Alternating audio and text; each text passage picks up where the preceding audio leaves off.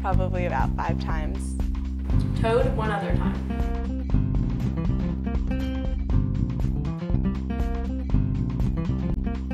Parking on the campus of Elon University is a huge concern for students.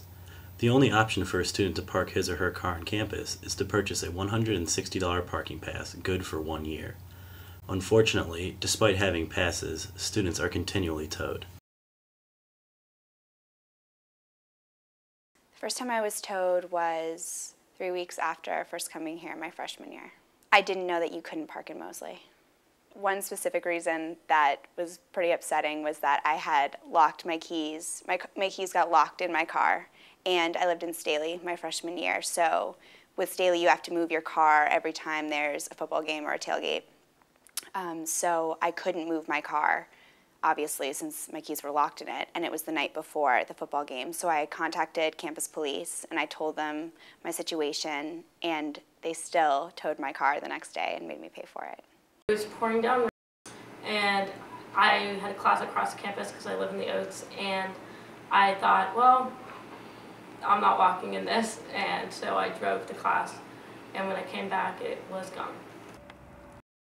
The main problem with parking on campus at Elon University is the availability of convenient spaces. Many of the best spots on campus are reserved for the handicapped, faculty or staff, and campus security and police.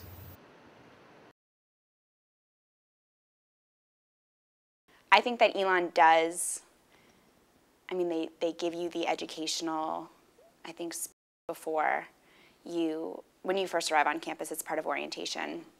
But they don't stress the specific points enough, I feel, like in the presentation, because it's such a lengthy presentation that it's hard to remember everything, and you're so frazzled being a freshman, you're just on campus. So I feel like there should be some sort of warning period or something of that sort in order to kind of avoid people getting towed.